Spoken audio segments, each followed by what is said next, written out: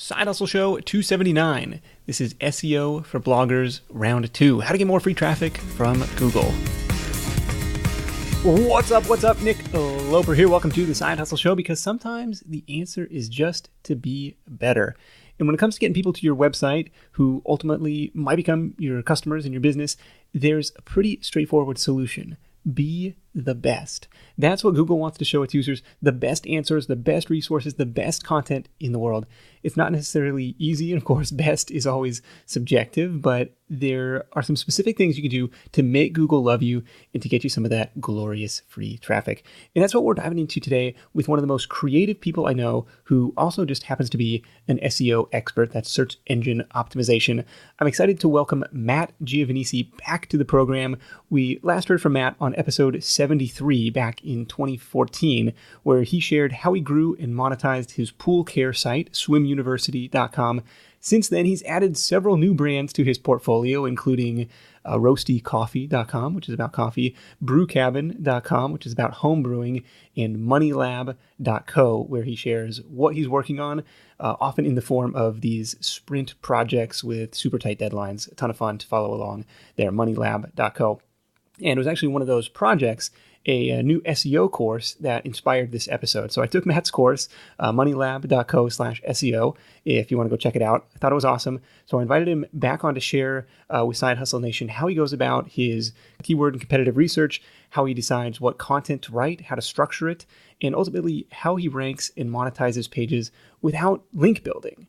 It's really about saving time, doing a little bit of legwork up front so you know that your content creation efforts aren't going to be wasted. And I think that's something that we can all get on board with. Notes and links for this one are at sidehustlenation.com/MattG. While you're there, you'll also be able to download the free PDF highlight reel summary with all of Matt's top tips from this call. And I don't mean this as a warning, but this is definitely some more advanced stuff. A 200 level conversation assuming you kind of already have an understanding of basic site structure, general SEO strategy, and a monetization plan in place. I think you're going to love it, though. Matt's got me excited about doubling my Google traffic this year. With invoicing, time tracking, estimates and proposals, expense management, one-click tax summaries, and their famous rockstar support, it's no wonder why 97% of small business owners recommend FreshBooks. FreshBooks.com is the #1 affordable accounting solution built specifically for side hustlers and freelancers. I want to thank FreshBooks for sponsoring today's show and for helping 10 million entrepreneurs, myself included, get paid. As a Side Hustle Show listener, they're hooking you up with a 30-day completely free trial at freshbooks.com/sidehustle. Now's the time to get your books in order. That's freshbooks.com/sidehustle to start your 30-day free trial today. This edition of the Side Hustle Show is also sponsored by Dropship Lifestyle.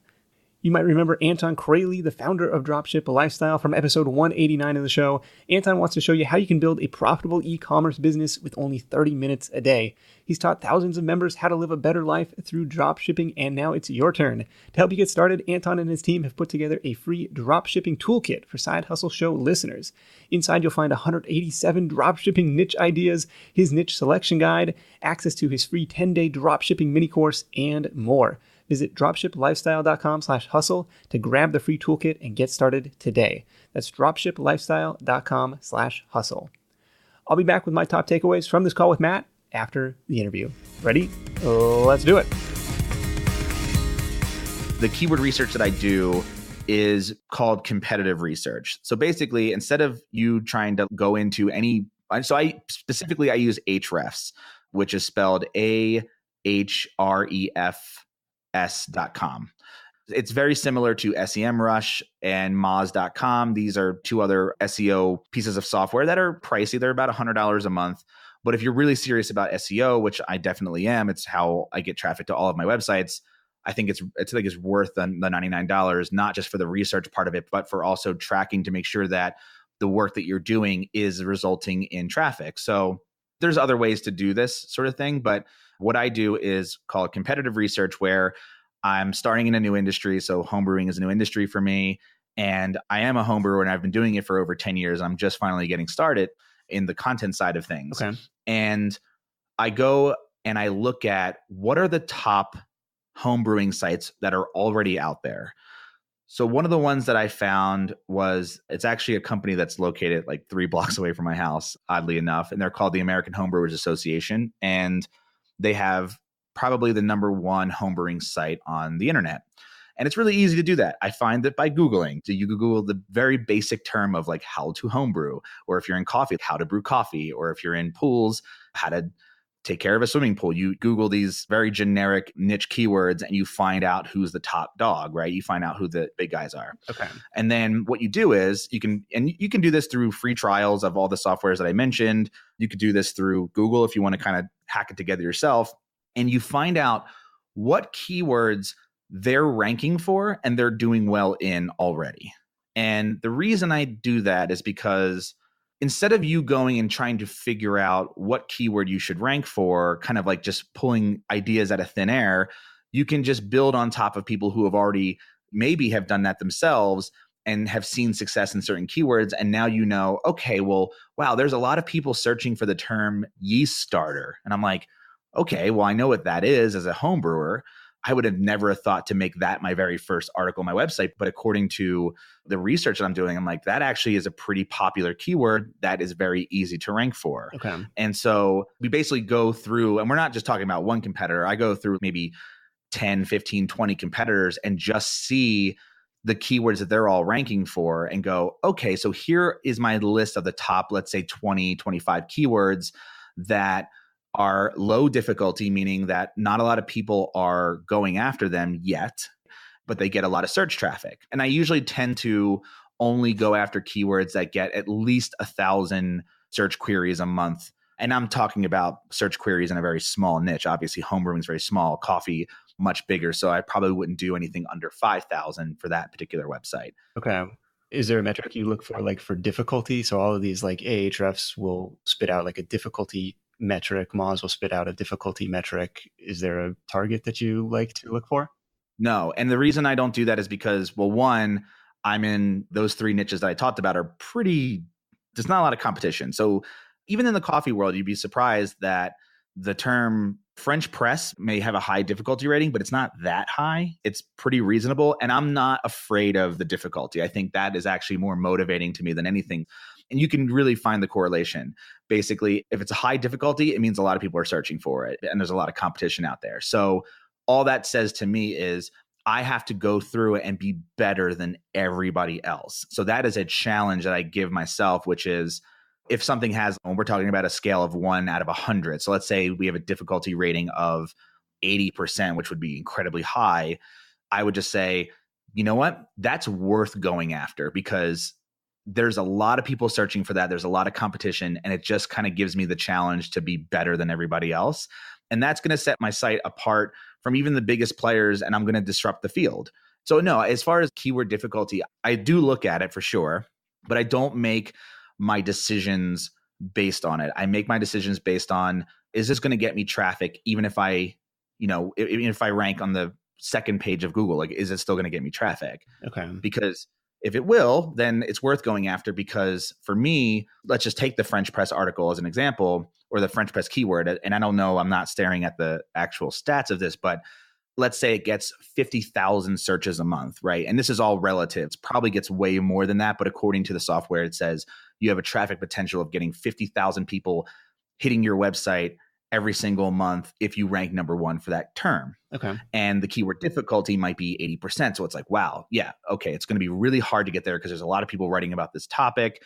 But if you do rank, then you're going to get a lot of traffic from that one keyword. And I put these in order. So obviously that example would be at the bottom of my priority list because there's definitely other keywords out there that have low difficulty and semi high traffic potential numbers. So those are the ones I would go after first. But because I'm a coffee site, I'm definitely going to have to tackle the French press article at some point because that is a very standard way to make coffee, which I've already done. So I look at that and I say, okay, well, what's going to happen if I really go after that keyword, right? If I really try my hardest? Well, what happens is you strive for these big keywords. And that's kind of my whole idea of keyword research, which is a lot of people say, find the long tail keywords, find how to make a French press coffee in 2018 or something like that. Some really long, obscure thing. And it's like, oh, that gets a decent amount of search. Doesn't get as much as the word French press. Yeah. But I tend to say, well, why are you going to strive for the middle? Why are you going to go to college to be a manager? That doesn't make any sense to me, right? So I say, and that's probably a terrible example. I didn't go to college at all. So let's say I want to go after French press. Because I'm striving for such a large keyword, it means I have to make the best thing out on the internet about that. And in that process, I am going to naturally rank for smaller long tail keywords that are going to get me traffic that maybe I'm not going to rank number one for the term French press in Google, but I'll rank for the best French press coffee maker or some other type of thing because I made an article that covers the topic so well and is so, for lack of a better phrase, epic. Yeah. That I just end up winning that game in the long tail side of things without actually striving for the long tail, if that makes sense. Gotcha. Now, going back to the competitive research, have you ever gone into, or have you been researching a niche and done this? I found 10 to 20 competitive sites and been like, I'm overwhelmed by this. There's already too many people talking about this. What else could I add to this? Like, I'm never going to outrank these guys. I'm out. I'm going back to the drawing board. Yeah. I have a lot of people who I am familiar with that sentiment, right? Of that idea that I don't want to add more noise to the internet. I don't want to go after this is going to be overwhelming and things like that. For me, I kind of ignore it. I kind of block that out because had I done any research, any competitive research before I built my coffee website, there was a possibility that I would have felt, I guess, inadequate, because everyone does. And I sort of just block it out and say, you know what, screw it. I'm going to do it. I'm going to do it. Doesn't matter. Yeah. And I guess to answer your question, I try not to because I feel like, well, then if you feel that way, you're not supposed to do this thing. If you're talking yourself out of doing something, then maybe you should go work at a normal job. Maybe you should just go work for Burger King or something. It's probably terrible to say, but I think it takes a certain type of person to blow through that and say, you know what? Yeah, there is a lot of competition out there. I'm going to be better than them. And you have to go in with that mindset. I'm going to be better. And again, I don't like the idea of, I'm going to build a site where I'm going to rank for the, I'm trying to not to think of a dirty example because my brain wants to go to a very dirty niche example, but I'm trying to keep it clean for the show here. So appreciate it. Yeah. So this idea of striving just to build a good enough site that will rank for a few smaller long tail keywords just to get a little bit of affiliate income as passive income. I don't ride that train. Why even do that? Why put that out there? I think go big or go home. And that's kind of my whole philosophy with SEO is if you, in the process of going big, you end up ranking for a bunch of small things and you get a lot more traffic than say you can get millions of visitors to your website a month rather than a few thousand and try to make money that way. Okay. So I'm going through, like, I'm Googling like kind of like my main keywords, home brewing. I guess you could even start like just coffee, like that broad of a term, seeing what other sites are out there, kind of filling your Google sheet, filling your spreadsheet with, okay, what other sites are out there, running them through these keyword research tools, even running them through like a free service, like even Alexa or Similar Web to see what are they ranking for to kind of fill those seed keywords. Yeah. This is what I'm going to have to write about if I want to siphon off some of their traffic. This is how the internet gets better over time, is people like you coming in and saying like, look, I don't care if there's competition. I'm going to build something better. Right. And that's in broad strokes. Like, that's kind of fun to think about. Do you give any weight to like the free resources like Google AdWords Keyword Planner or even like the Moz Bar Chrome plugin?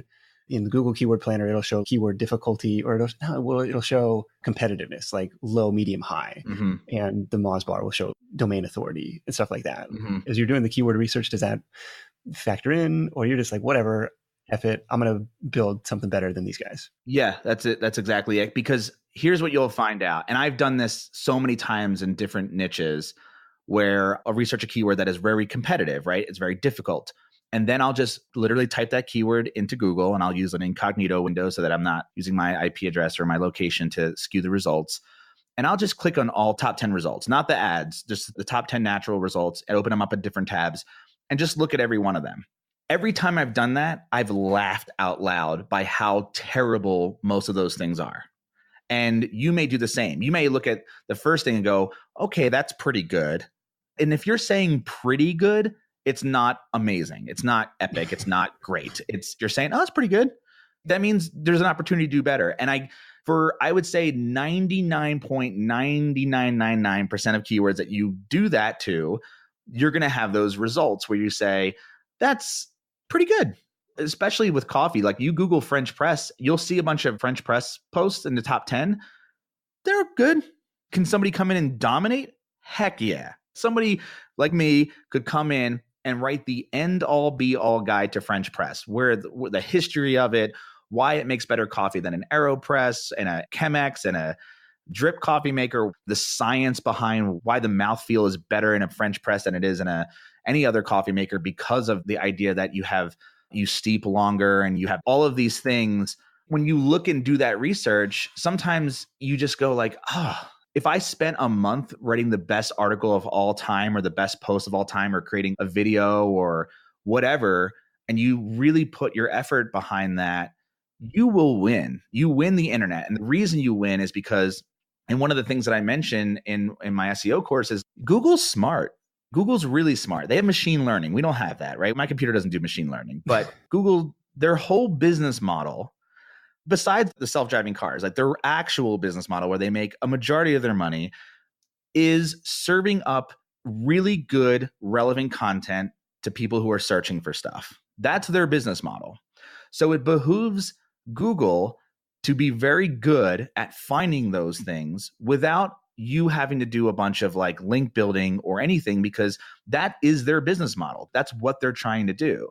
So if you come in, you look at all 10 results and you go, I'm going to make something better than this, chances are you're going to rank, because Google wants that to rank because it is better. And their business model just keeps getting better and better. And again, they're smart. So that's what they want. Yeah, Google's an answer engine. And this was probably I'm taking your course, I'm laughing out loud as you're going through those top 10 results, and you're just like, this is amateur, okay, this is pretty good. I'm gonna make a note of that. Yeah. This one sucks. And you're going through, but yeah, it's an answer. And this was encouraging, like for a brand new site, I've got zero domain authority. I've got no inbound links. But if I create the most awesome epic resource for this topic, Google's going to discover that. And over time, theoretically, it should creep up. And you've seen this for the homebrewing site. Yeah. And I'm surprised by how fast I'm seeing it now, because I've done this for 10 plus years. And back in when I was doing some university, like it took forever for me to rank for a keyword. And again, the same thing, a brand new site, not really a competitive industry, although I guess a little bit more competitive than say homebrewing is, because more people have pools than are homebrewers. But you look at, this has literally happened to me in the last few months where I did the competitive research. I find this keyword and we'll use the keyword brew kettle, which is, I found out this one site was ranking high for the term brew kettle and it was getting a lot of searches. The keyword difficulty was rather low. And I'm like, I'm going to go after that one first, because that one, for so many reasons. One, it's a good term. It has potential for affiliate marketing because you're selling brew kettles. Yeah. You have potential for sponsorship opportunities because of the brew kettles keyword. There's so many benefits to hitting that keyword first. And so we went after that.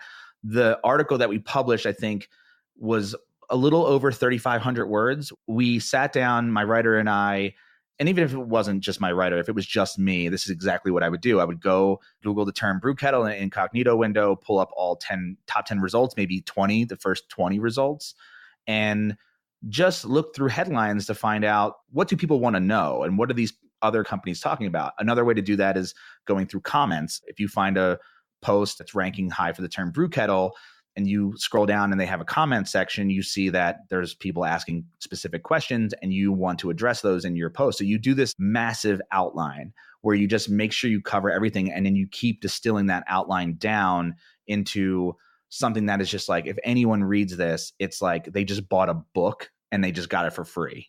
So I make this massive outline and then we just start filling in the gaps. We start filling in that content. And then it gets pretty beefy. I think it started out as 6,000 words and we ended up trimming it down, cutting out a lot of the fluff, because that's not going to help you for SEO, and trimming it down to 3,500 to 4,000 words, adding images. If we had some video in there, once we get into video, we can always add that later, which is the beauty of the internet versus a book, where you can just always add later and you can always improve on the things that maybe are not doing so well. But we published that, and within a month, we were ranked number one for the term best brew kettles. So we were not number one for the term we were trying to go after. But as I look into Ahrefs and track that keyword, we keep going up. We keep climbing the ranking because we are getting traffic. People are staying on our site, reading our article. They are sharing it. And my backlink profile at the time was zero. I had zero backlinks. And yet here I am ranking number one for this term that gets 2,500 searches a month. And now I took a site from zero traffic in its first month to 2,500 visitors, unique visitors a month for just one post, really. Interesting. So you're not seeing the Google sandbox where, okay, you're not even going to get indexed for 6 months. Yeah. So that I looked at before I did my course because I'm like, wow, that was definitely a thing back in my day. The sandbox was certainly something. And I'm like, you know what? I haven't experienced that in a long time. And it turns out it's not a thing anymore. Okay. Well, that's good. Yeah. So what it is, it's de-indexing, right? So you can be de-indexed, meaning, and this is that term, indexing is when Google actually adds your website to their list of search results and then serves you up. You can be de-indexed, but because Google is, again, they're smart and their business model is serving up relevant terms, they're so much faster than they used to be at re-indexing your site for the right stuff. And I noticed that I've had Brew Cabin for only a few months. We're instantly ranking for stuff. There's no sandbox mode. There's no trial period. Again, not to say that those things never existed, because I definitely felt that effect back when I had Swim University, even as far back as maybe 5 or 6 years ago, where I would publish a piece of content and then I wouldn't rank for almost maybe 12 months later at the most. And I'm like, okay, well, obviously I know that this sort of stuff is an investment, but I'm not seeing that anymore. Even at Swim University, which again, we have domain authority, we have a good backlink profile now because we've been in existence for so long. And when I talk about backlink profile, meaning how many links are coming back to my website, I didn't build any of those. So those are all natural. I've never been a backlink builder because I rather spend my time creating the best thing on the internet, because ultimately 10 years from now, 20 years from now, that's all Google's going to want. They don't want you going out and soliciting for votes or soliciting for backlinks to your website. Your content should stand for itself. And Google's going to get smart where that's not, I mean, this is a theory of mine, not set in stone, but it's continuing to look that way as SEO progresses, which is, again, Google's smart. They don't need you to go out and get votes for your website. They know what's good and what's bad. Well, that's encouraging because it's so much more fun to create the resource, create the content, do the writing, do the videos. It's a million times more fun than cold email to give you a link. 100%. Well, back on the SEO front, so I'm kind of doing this competitive research. I'm filling the potential keywords that I want to target. I'm prioritizing those that have at least 1,000 searches a month, have a difficulty that if I'm starting out, I'm probably not going for the 80 keyword difficulty. I'm going 20, 30, 40, whatever. And I'm using those to kind of fill the keyword hopper. Like, okay, these are the potential pillar articles that I'm going to need to have on my site. And then I'm going through the top 10 or 20 results. And the cool thing is these are the results that Google has already voted for. They've already put them at the top of their rankings. And so you know that that content is at least good enough to show up. And so you're using that to build your outline, looking at the headlines, looking at the subheaders, looking at the comments, and trying to build this massive outline, almost like they've already done the work for you in a sense. And it's your job to kind of just create and mold it in a way that makes sense and that's better than anything else that's out there. What comes next on the content creation section, or I don't know, like headlines, or I don't know, what do you do next? Well, now we're kind of getting into the on-page SEO world, right? We know the keyword we want to rank for. We've done our research. We maybe built an outline. Let's say we've written 6,000 words, 5,000 words, whatever. I mean, I get a lot of people ask me like, how many words? Yeah. It's how many words that are necessary to cover the topic in depth. For me, 3,500 was how I covered brew kettles. For French press, it may be 5,000. For email marketing, it may be 10,000. It depends on how big the topic is itself. If it's yeast washing, it's maybe 1,000, maybe it's 1,500. Yeah. Are you writing all this stuff yourself, by the way? Or you got a team in place or a handful of writers in place to help build this stuff out? Yeah. So to give myself some credibility, I used to be the one that wrote all of it for the first like 7 or 8 years. Yeah, for sure. But no, now I have a team. I have an editor in chief. So I have one person who is in charge of all 3 of my websites.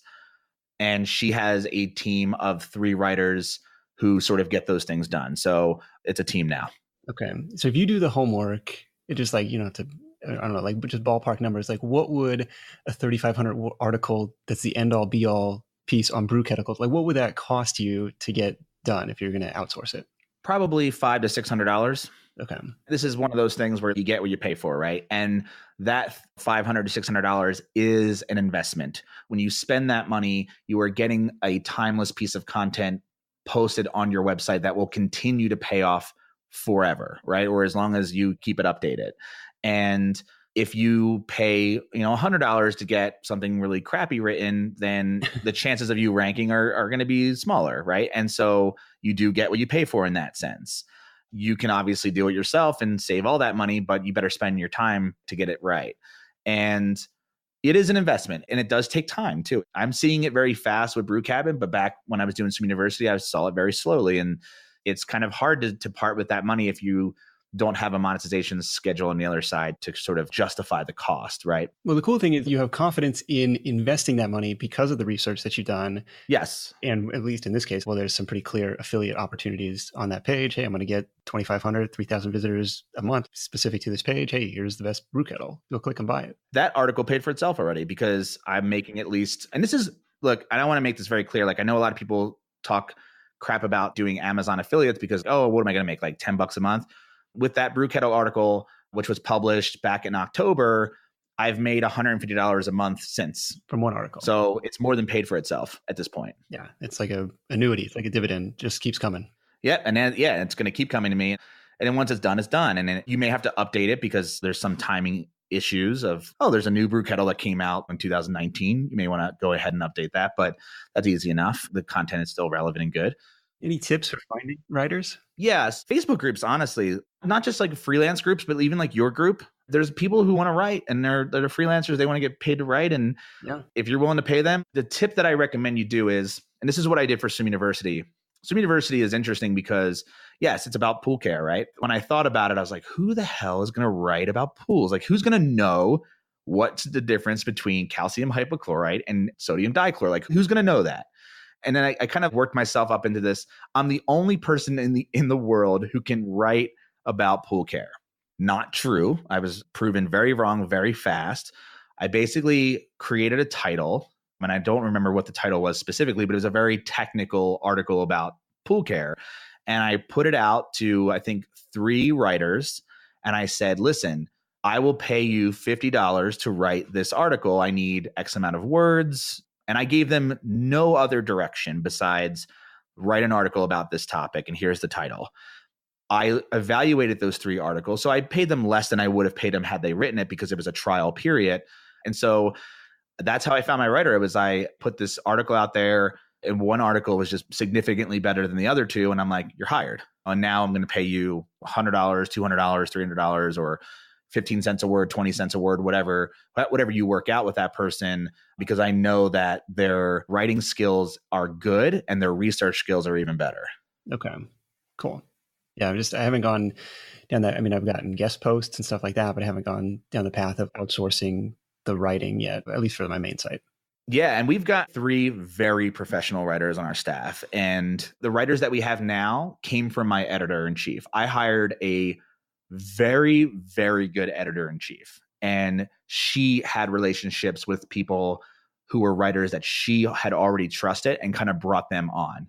So that's how I got this current team, was by hiring an editor-in-chief who already had a relationship with people. But before that, it was individual freelancers that I would work with based on that exact strategy that I laid out. And I can't stress enough, finding a good editor-in-chief. If you're the editor-in-chief, you better be good.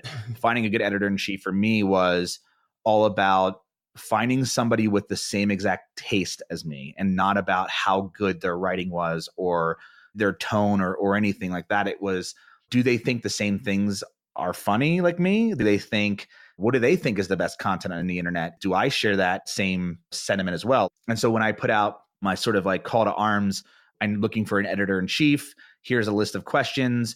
And those questions were like, send me 3 YouTube videos that you think are hysterical, or send me what you think is the best piece of content you've ever seen on the internet. And here's an article that's on my current website. Tell me what's wrong with it. And those 3 examples are important because, number one, I want to know if we share the same sense of humor, because that's ultimately going to be about tone at the final article. If she writes a joke, I'm going to think that's funny and that it's going to match the voice and the tone that I want for my entire website. For the best piece of content question, it's, do you share the same value as me? Do we both think the same thing is quote unquote epic? Because when I tell somebody, oh, write epic content, somebody's idea of epic content is going to be very different than what mine is. And I wanted to make sure that we had that exact same level of what we thought was epic. And then the third question, which is really important, is here's an article on my website. I know it's bad, right? But I want you to tell me why it's bad. A lot of people that sent this in to me were very nice, and that was their downfall. They were very like, oh, well, they kind of knew that I had written this, even though I didn't write it. They thought that I did. And so they were like, oh, there's some places I would clean up, like I would do this, and like very general. And the person that I hired destroyed it. I mean, wrote an article in and of itself of why this was so bad. And I agreed with every single one of her points. And I was like, you got the job. I mean, that was a no-brainer. And it was a weird like psychological test to find out, yes, tell me that I'm terrible, right? And it worked. I mean, it was one of the best things I ever did. Very cool. Yeah, sorry, that tangent. I was just kind of curious, like what that process looked like. No, that's awesome. Point out all my shortcomings in this article and stuff like that. Right. Very cool questions. You'll get a very honest hire for sure. Yeah, thank you for sharing those. On the on-page stuff, as I'm going through the course, I'm realizing that I have content that's ranking by total accident that doesn't even have like a meta description, or like I don't even know. It's just weird stuff. So meta description doesn't show up anywhere on your site necessarily, but it's kind of like your 2-line sales pitch in the Google results. Why should somebody click on this? Yes. I use WordPress and I use a plugin called Yoast SEO. These same principles work no matter what software you use, if you're on Squarespace or anything else. But the few key things here, and I'll rank them in order of what I think is important versus least important. So number one is your title. The title that appears when you Google something, and that blue actual thing you click is your title. It should be in your title meta tag, so like in the code itself, kind of hidden. But it should also be the H1 tag. So when you write a post, you have your heading 1, heading 2, heading 3, and so on. Heading 1, you should only have one H1 tag on your website, on your one page, okay? And normally you don't have to stress about that because it's like coded by your theme. Yes. Most of it's coded by your theme. So like don't use it if you're like writing an article, don't use the H1 tag in your article. Okay. For the most part, most themes, when you have an article title, it is wrapped in an H1 tag, right? And yes, if you use any sort of SEO tool and do an SEO audit on your website, they'll tell you, oh, you have one too many H1 tags on this page. So basically just literally one too many. Any favorite SEO audit tools? I've been using the Ahrefs one. It's pretty good. I know that the SEMrush is really good. So I've heard from friends that I trust that the SEMrush search engine audit tool is actually pretty good. Okay. But I've been using them because Ahrefs just came out with their tool. And so I've been using that, and it's been good. Kind of like scans your website and finds all these little tiny code issues that you can quickly fix for a quick SEO boost. And then you should obviously keep on top of that because it's super important. Yeah, your title is the most important. I would say your meta description is the second most important, because what that does is if Google does rank you, let's say you're number 3, right? You're not number 1, you're the third result. That doesn't mean you're not going to get traffic. You're definitely going to get traffic being number 3. And you may even get more traffic than being number 1. And the reason is because your meta description actually leads people into wanting to read your website. So, for example, if you have a really good, compelling title, something that works in social media, clickbait, if you want to call it that, that sort of leads you in. It's sort of the idea that magazines, they kind of test all those titles that are on the front of the magazines that makes you want to open the magazine. Yeah. The title and meta description do the exact same thing on the search results page, where you may click the first result because it's the first result and you're naturally inclined to do so. But then you end up reading the article and it's like, well, this sucks. And so you go back to Google and you're like, all right, well, now I've already been burned once. Let me start to read through these. And it's like, oh, well, this description is like, it makes me want to read it. And so that is actually helping Google to figure out, that's something called pogo sticking, right? Where I'm sure everyone's done this, where you go to Google, you type in a search term, you click the first result, you go to that page, you're like, this sucks. You hit the back button, you come back, you hit the second result because naturally you do. And you go to that page and you're like, this sucks too. And you hit the back button and then you finally end up at the third result. And that's the one you stay on.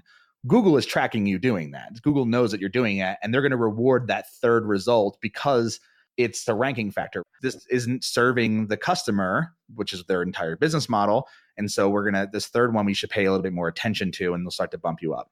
And I think the title and the meta description really help with that. And for the people who don't automatically click the number one result and number two result, it helps those people just kind of skip those two results and go, no, this third result looks better just on the face.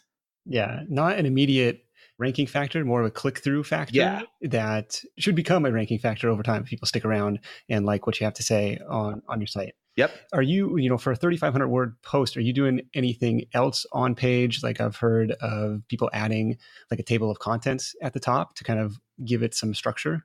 No, let them come to your site, let them learn, and make them a fan of yours. Get them to stick around and to realize that what you have to say is very important, and your writing is very good, and your site structure is really good. And I think that you'll keep people around longer and you'll end up ranking better. So I've never used the table of contents piece of it because I'd focus on this idea of like a waterfall effect, or I've heard it called the slippery slope effect, where you make the headline compelling, you make the first sentence compelling to make them want to read the second sentence, to make them want to read the third sentence, and so on and so forth. By the time they're done, they've read this entire post and they're like, this guy or this girl, whoever owns this site, is a genius, and I'm going to give them my email address and I'm going to read more stuff that they have to say. Yeah. Is there a time on site metric that you're shooting for, or like a bounce rate that's like a red flag for you? Bounce rate, I don't really pay attention to. For that, I look at the idea that's like kind of that Wikipedia rabbit hole situation where, so I'll go into that a little bit because it does serve two purposes. One, it will lower your bounce rate, meaning if somebody reads your page and they immediately leave, or not immediately leave, but leave after just reading one post, you end up having a higher bounce rate than if someone reads your post and ends up clicking some links and goes into more pages. So I try. It's very difficult to do this, especially when you're just starting out and you only have maybe 2 or 3 pieces of content on your website, all of those being incredibly great, right? Of course. But the idea that you internally link, so you have a good web of, let's say someone's reading my article about brew kettles, and I also have a post about the length of boil time. And so I may want to interlink those two articles together because they're relevant. And as someone's reading, they see, oh, there's another article that I'm also interested in. And they open that up in a new tab and they wait till they're finished reading that one. And then they go to the next one. Or if you read a lot of news websites or any other website that's bigger than most of the websites that we're creating, they always have some sort of recommended reading at the bottom where once you're finished a post, it's like, hey, you would also enjoy these posts, and that will also lower your bounce rate. Right. And also help your internal linking structure, which helps Google. So Google does need your help a little bit, and at least they used to. So I won't entirely say that they need this anymore. But let's say Google's search spider bot crawls your web page, and every time it hits a link, it's kind of spidering out into those other pages and sort of indexing them faster. And so when you have those internal links and they're relevant, you're actually giving that flow to those other pages that maybe are not ranking as high. So I don't know if Google really needs that anymore, but it really does help the reader. If someone's reading an article on your website, it's like, look, I have other stuff that you would be interested in. You should want to serve them that. And not overlink. You don't want to take a web page and just have a link on every single sentence, because then no one's going to read. People get click heavy. And you want them to read, but then you want to say, look, if you want to get more in depth about yeast washing or yeast pitching rates or coffee or whatever it is, click this link and go to this other page on my website, because I think you'll enjoy that too, since you're just reading this. Yeah, it's something I've been doing going back to. So when you publish a new post, it's easy to link to something that you wrote a year ago that's relevant. Right. What I've been trying to be more conscious about doing is going back to the older posts that might be relevant to what I just published, and internal linking to those, both to send traffic to those new pages from other pages that might already be getting traffic. But yeah, to build that web, that interlink web for Google. Sure. If you think about that too, if we're talking about doing super epic content and maybe you don't have a lot of posts on your website, right? You just have like 10 really good posts. It makes it much easier to do that sort of webbing, right? But when you're just starting out and you're like, I'm going to write 6 posts a day, it's like that gets harder and harder. And one of the terms that I mentioned in the course that I always that I kind of made up myself, which is this ABO philosophy of always be optimizing. Just because you wrote a post doesn't mean your job is done. You need to go back into those posts and do some better internal linking. You need to update the content itself. You need to add some on-page SEO things. And if you do that, you're going to be on top of the game and you're going to be ahead of all your competitors. And not only that, if you have less content to deal with and they're all really great pieces, it makes that part of the job much easier. Yeah, that makes sense. Yeah. You know the little like answer boxes that show up at the top of Google for certain searches? Yes. Do you have to add something to your site to be eligible for that? Or like, how are they generating those? Numbers. So a few of my articles have gotten in there and I'm like, ooh, it's a nice little bump. It sucks for some people who do write really good content, but maybe don't number their stuff. You just like list, like, what do you mean by numbers? Just like list posts? Yeah. So if you go to any of those, you'll see sometimes they're lists. You'll see sometimes they're just answers. From what I understand, there's really no way to control that from your end. There's no special code that Google wants you to add on your website so that they have an easier time finding that. That's sort of their part of their machine learning thing. But I've noticed that a lot of my posts have ranked or have had those answer boxes because of numbers that exist in the post. So, and this doesn't have to be like a list. You know how you can make an ordered list or an unordered list where you can, I guess, like kind of like bullets, right? Right. You don't have to do it that way. I've had success where I would, so you have your H1 tag as your title, and then you're reading the content, and then you have your H2 tag, and it says maybe it's the number 1 dot, and then whatever your title is, right? And then you have the number 2. It's like your BuzzFeed style listicles. And I've noticed that whether it's a bulleted list or a numbered list or a list using H2 tags, Google ends up finding those and sort of condensing them into this answer box. Okay. Fair enough. Well, Matt, thank you so much for joining me. Moneylab.co/SEO. You can check out his course. Obviously, he knows what he's talking about. I've been working my way through it as well, and I've definitely got some homework to do. And it makes sense, at least for me, it makes sense to invest in this stuff because 2/3 of the site traffic comes from Google, and I don't pay very much attention to it. It's kind of like that 80-20 thing where, look, if this is what's driving results, like it doesn't make sense to try and optimize that a little bit. So Matt, appreciate you joining me. Let's wrap this thing up with your number 1 tip for Side Hustle Nation. My number 1 tip for Side Hustle Nation is focus more on writing content and less on promotion. Put all of your effort. If you're going to spend 6 months on a post, spend 5.5 of those months writing it, making it the best thing you've ever seen on the internet, anyone has ever seen. And then the other 2 weeks of those 6 months, adding it to a few Facebook groups, promoting it here and there to your email list or whatever. And you will see massive results much faster than doing it in reverse, spending 20% of your time writing an article and 80% of your time going out and promoting the crap out of it, and everyone just gets mad at you for self-promotion. Fair enough. It's very similar to Matt's 2014 advice. Spend 90% of your time on content, 10% of your time on marketing, and very similar to Abraham Lincoln's supposed advice. Hey, if you give me 6 hours to chop down that tree, I'm going to spend the first 5 sharpening the saw. So Matt, again, moneylab.co/SEO. Check him out over there. Appreciate you joining me. We'll catch up with you soon. Cool. Thank you so much. This edition of the Side Hustle Show is brought to you by FreshBooks.com. And I've got a phone-in testimonial for you this week from Andy McCabe, who runs a consulting business helping people with their insurance claims at claimsdelegates.com. FreshBooks really delivered. I've been a paying member since 2012. It's really become an integral part of everything that I do. All my invoices go out via FreshBooks. All my payments come in via FreshBooks. I like the payment options. You can do PayPal, you can do Stripe, bank, check. It makes it really easy to get invoices paid. I like the Zapier and Streak integrations. I've got several integrations set up with Zapier, and this one just makes it so much nicer to start a job in my Streak box and automatically creates a FreshBooks job that I can start logging time to, which is amazing. Very, very happy with FreshBooks.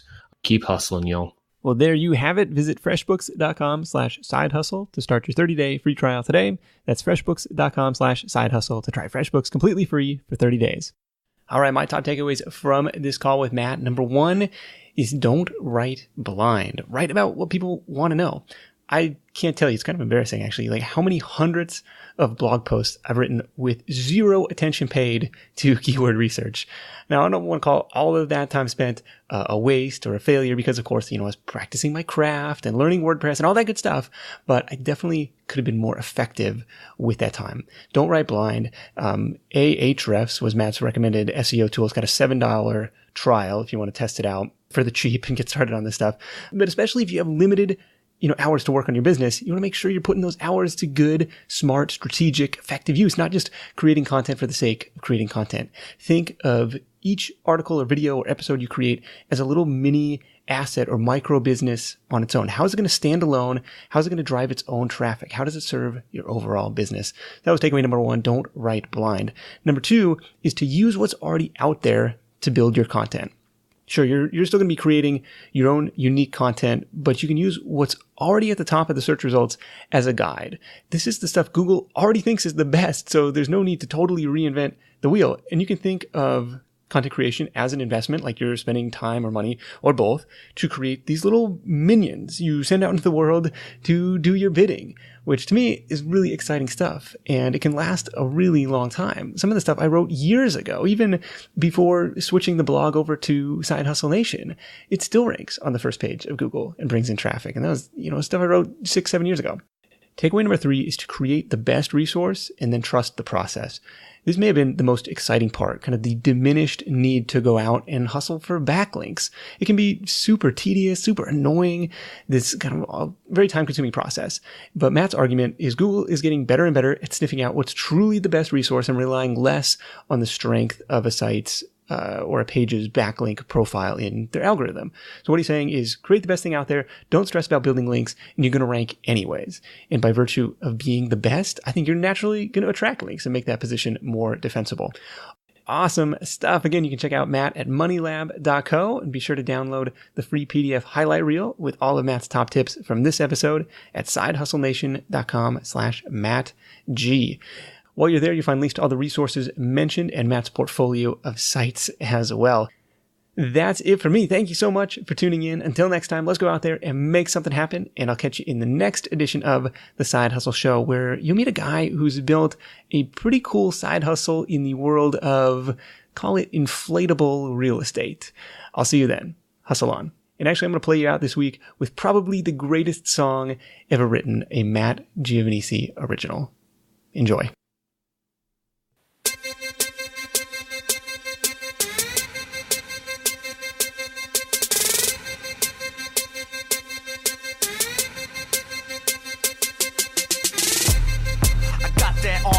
Hustle, all-American, David O. Russell, brain, I work that muscle, sprout, you know that Brussels, I'ma bring the fight all day and night, I'm hungry for the tussle. I'm on the road to success. Every day, don't even have to get dressed. I work from home, I'm never stressed. Logging into WordPress, yet I'm obsessed. I'm so fine, got talent coming out my spine. I'm on time, got a meeting with my mastermind. I'm number 1 on Google, nobody can off me. I'm smoother than the butter in my bulletproof coffee. Hashtag hustle, hashtag hustle, hashtag hustle, hashtag hustle, hashtag hustle, hashtag hustle, hashtag hustle, hashtag hustle. My copy's mad tight, so you know it's magnetic. I check my PayPal account, so I know that you read it. I code my website myself, so it's got that aesthetic. Download my podcast, so I know that I said it. You're building habits, and I can't stop. These blog posts, my cash crop. Search rankings, I got top spot. Just Skype me and we'll talk shop. If you need another minute to look, I'll save you some time. Just download my ebook. My hustle's super bad, I'll make love in it. I call an Uber ride, some productive shit.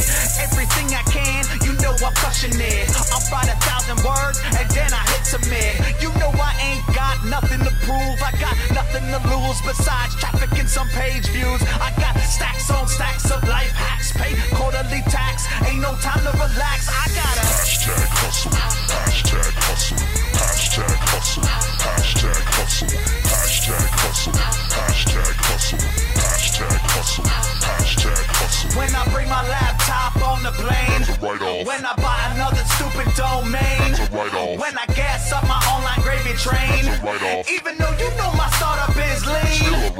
Oh, you're so dramatic, yeah.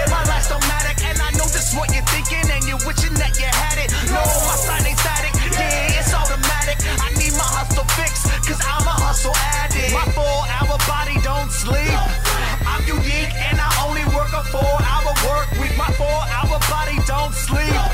I'm unique and I only work a 4-hour work week. Hashtag hustle, hashtag hustle, hashtag hustle, hashtag hustle, hashtag hustle, hashtag hustle, hashtag hustle, hashtag hustle, hashtag hustle, hashtag hustle, hashtag hustle, hashtag hustle, hashtag hustle, hashtag hustle, hashtag hustle.